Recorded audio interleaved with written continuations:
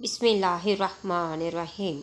ناظرین، آج کی میری ویڈیو کا موضوع اشعث بن کندی کے خاندان کا کردار اور آل رسول کی شہادت کے ذمہ داران پر ہے۔ اشعث بن کندی جو حضرت ابو بکر کا بہنوئی تھا، حضرت علی کے قتل میں ملوث تھا۔ جدہ حضرت ابو بکر کی بھانجی نے امام حسن علیہ السلام کو معاویہ کے کہنے پر زہر دے کر شہید کر دیا، اور محمد بن اشعث جو کہ حضرت ابو بکر کا بھانجا تھا، وہ حضرت مسلم بن عقیل کی شہادت میں شریک تھا اور امام حسین علیہ السلام کے خلاف کربلا میں لڑا۔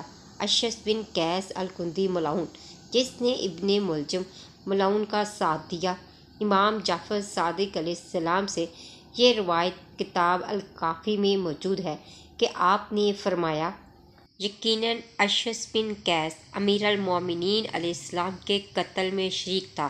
اس کی بیٹی جدہ نے امام حسن علیہ السلام کو زہر دیا، اور اس کا بیٹا محمد بن اشعث کربلا میں امام حسین علیہ السلام کے قاتلوں میں شامل تھا۔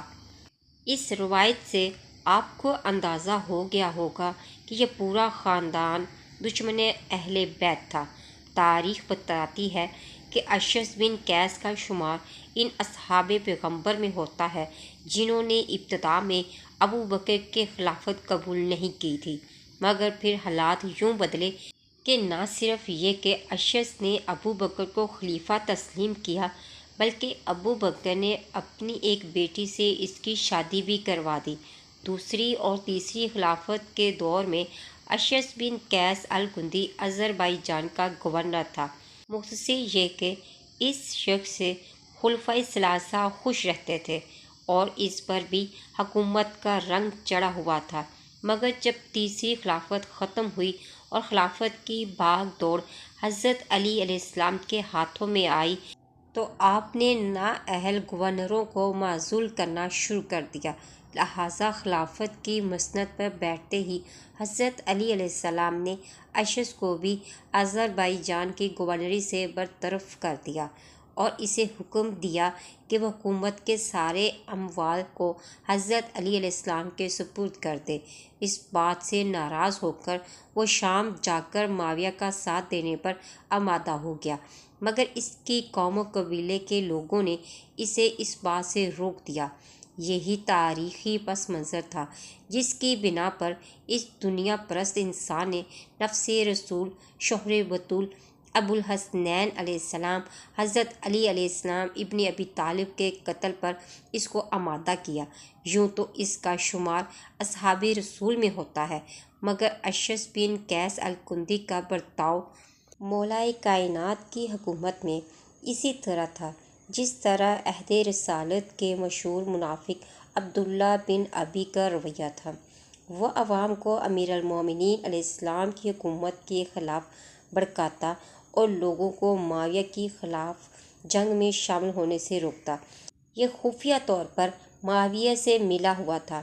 جب جنگ صفین میں معاویہ نے اپنی فوج کی شکست ہوتے دیکھا تو نیزے پر قرآن بلند کیا اور جنگ روکنے کی بات کی اور قرآن سے فیصلہ حاصل کرنے کا نعرہ بلند کیا۔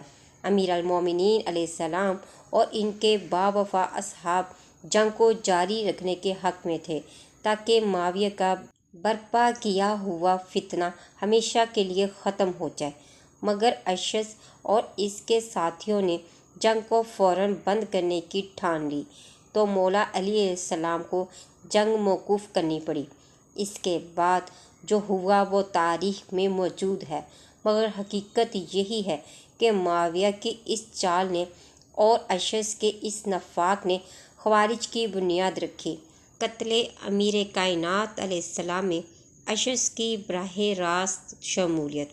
تاریخ بتاتی ہے جب قاتل عبد الرحمن ابن ملجم ملعون حضرت کو شہید کرنے کی غرض سے کوفہ آیا تو اشعث کے گھر پر 1 ماہ تک مقیم رہا۔